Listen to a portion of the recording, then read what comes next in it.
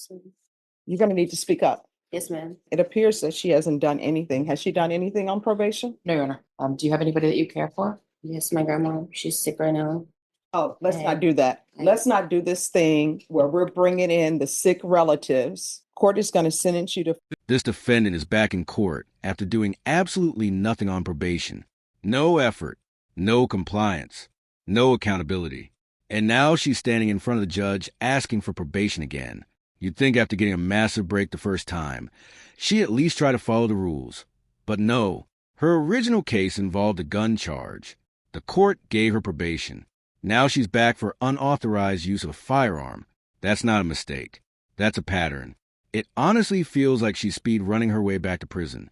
The confidence it takes to blow your first chance and then walk in asking for another one is almost impressive. Let me know in the comments. Does she deserve probation again? Or is this straight to prison territory? Let's watch Judge Boyd handle it. And are you Ms. Gallegos? Yes, ma'am. Did you review the document entitled Motion to Revoke Community Supervision with your attorney? Did you understand it? Yes, ma'am. Are you the same Jasmine Lynn Gallegos who was placed on community supervision in 2024 CR 0105W for the offense of unlawfully carrying of a weapon with a felony conviction on January 9th, 2024 for a term of 5 years? Is that you? Yes, ma'am. State? Yes, Your Honor. Violated condition number 4 on or about the 22nd day of January 2024 in Bear County, Texas. The defendant, Jasmine Lynn Gallegos, the then and there failed to report as directed to the 187th District Court for a compliance hearing as directed by the supervision officer and or the court in violation of condition number 4. How do you plead to that? True or not true? True. Your Honor, we'll waive the remaining violated condition. All right. And I don't have a trial court certification. No, Your Honor. So we are requesting to be continued. Yeah, Would you but like the court like it instead anyway? Okay. thank you. All right. And state, Oh, yes, there's an agreement, Your Honor. now, are you proceeding on the next violation? So waiving the remaining violated conditions, Your Honor. All right. Any objections to the waiver? No objection. Did you understand by pleading to violation of condition number 4, the court could find it guilty? I'm sorry, could find it true, grant the motion and sentence you up to 5 years in prison and up to $1,000 fine. Yes, ma'am. You're going to need to speak up. Yes, ma'am. Knowing that, do you still wish to plead true to violation of condition number 4? Yes, ma'am. Court will find violation of condition number 4 true. Is there a proposed agreement? There's a proposed agreement, Your Honor. It is to deny the motion and continue her on her community supervision with additional TAP evaluation done while in custody and follow the recommendations of mental health eval in custody, ISP gang evaluation in custody, and also a UA hotline for 90 days, plus proof of residency and employment every 90 days. All right, so why should I follow this agreement? It appears that she hasn't done anything. Has she done anything on probation? No, Your Honor. All right, and then I had a compliance hearing. I always do compliance hearings. If there's an issue, people can come in, tell me what their issue is, and we can get them back on track. So I don't understand why I should continue her. We're just asking the court consider it, Your Honor. But I mean, somebody needs to give me a reason why, because she is on probation. She hasn't done anything. And to get her back on track, I set it for a compliance hearing and she did not show. So I don't understand why I should continue her. I'll ask that I call my client, Your Honor. All right, can you raise your right hand?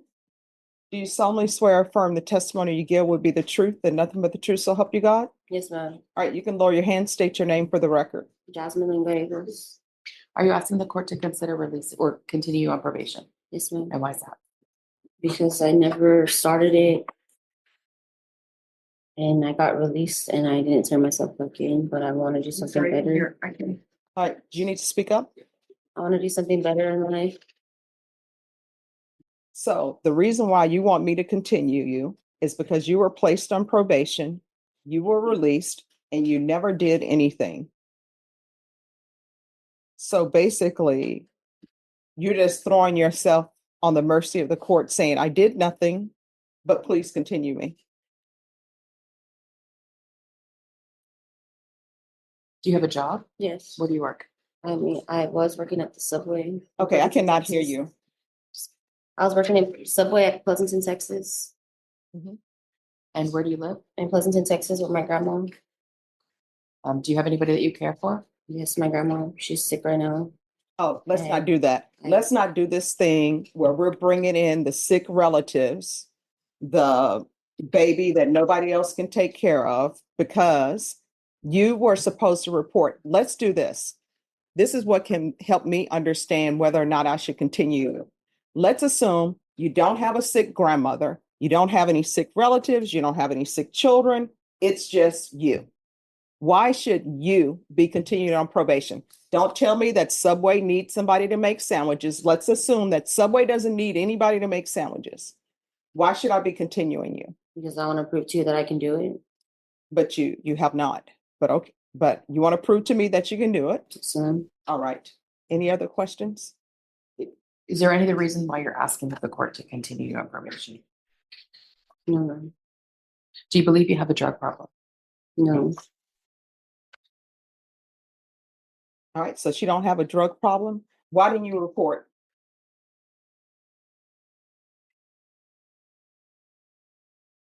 Because they wanted me to turn myself back in. I'm sorry, what? Because they wanted me to come back and turn myself in.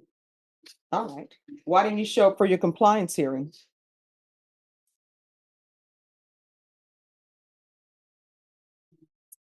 I'm sorry, I can't hear you. I don't know, ma'am. All right. And this right here is where everything falls apart for her. I'll give her one thing. She's being brutally honest. But this isn't the kind of honesty that helps you. It's the kind that makes you wince. Every answer she gives just digs a hole deeper. And then there's her attorney. When Judge Boyd directly asked why this defendant should stay on probation, the attorney literally shrugged and said, "I don't know." That's it. No argument. No mitigation. No attempt to save her. That wasn't strategy. That was surrender. Maybe the attorney was having a bad day, or maybe she was just being realistic. Either way, it did her client no favors. A good defense lawyer at least throws something at the wall. Here, nothing. In a courtroom, silence like that is basically a guilty plea in slow motion. So tell me, do you think this attorney was being refreshingly honest, or had she already given up? And the court reached, everyone knows, if somebody is falling off track, normally what I do in some situations, Ms. Gallegos, is because maybe sometimes people just fall off track. They just need to realize what they're looking at. And I set compliance hearings. And I'm not even going to consider, I set compliance hearings twice for you.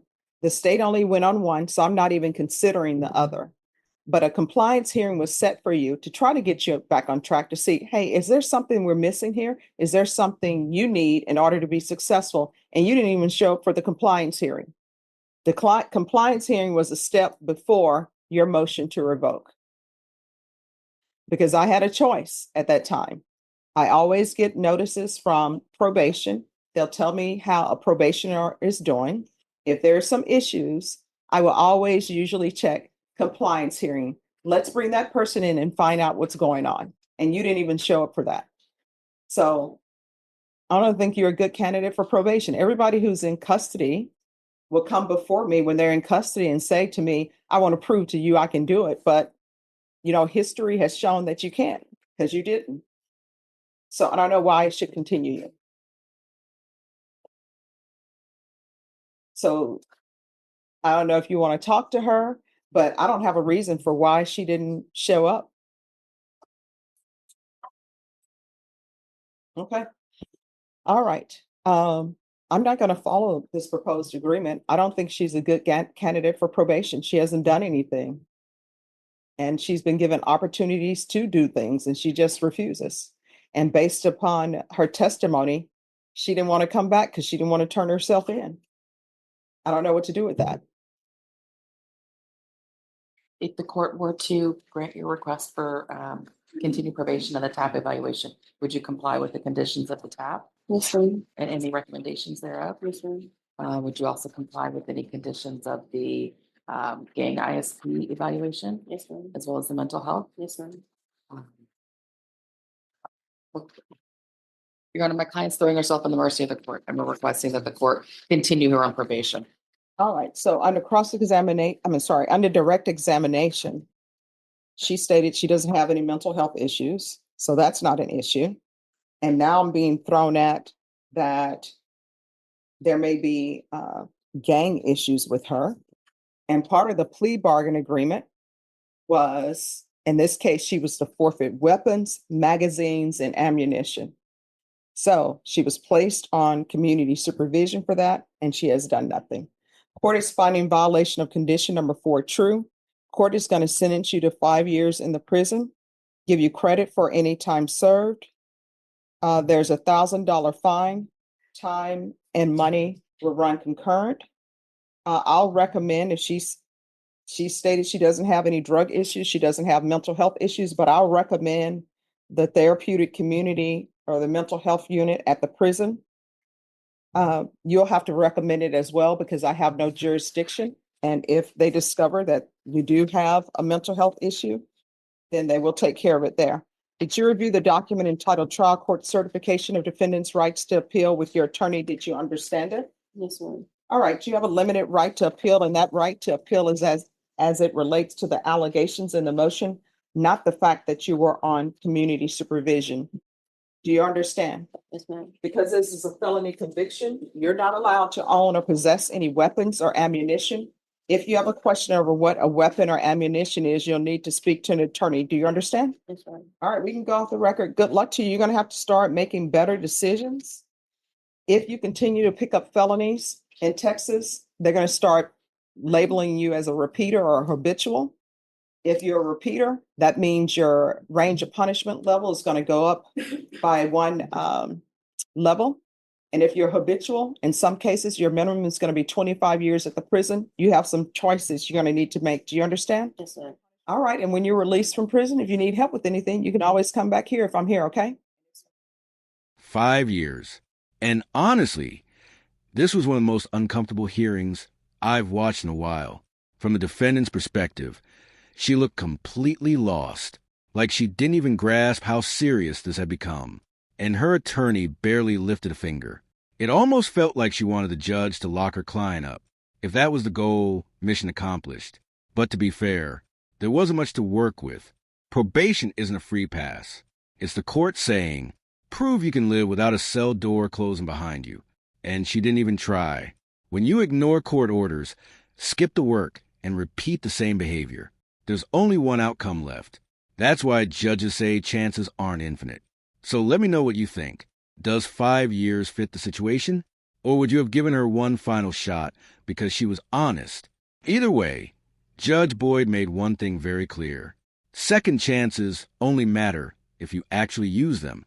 Thanks for watching, guys. If you found this breakdown helpful, hit like and subscribe. It really supports the channel.